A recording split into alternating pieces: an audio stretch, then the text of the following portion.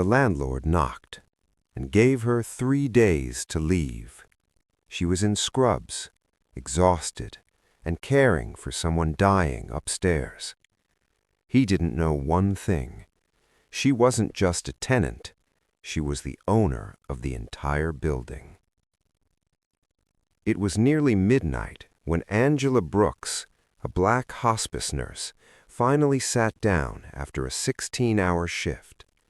Her patient upstairs was in the final days of life. Every breath mattered. Then came a loud knock.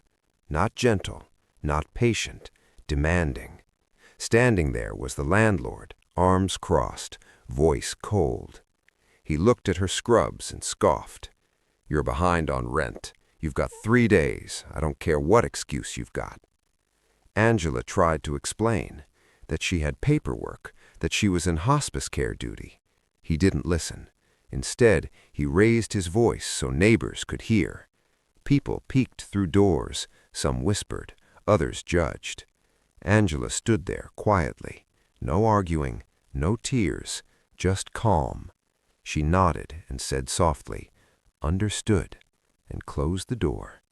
What he didn't know was that Angela had bought this building 5 years ago, quietly, legally, through a trust.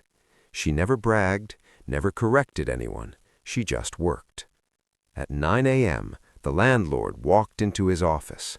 Waiting on his desk was a sealed envelope. Inside, a notice of termination, signed by the property owner. His phone rang.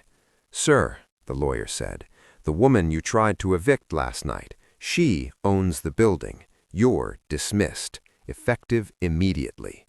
His face went pale. By noon, Angela arrived, calm, professional, still in scrubs. She didn't yell, didn't insult him. She just said, "I don't evict people who serve the dying with dignity." Then she walked past him. That night, Angela returned to her patient's bedside, held their hand, and whispered comfort until their final breath. Power isn't loud. Justice doesn't scream. Sometimes it wears scrubs.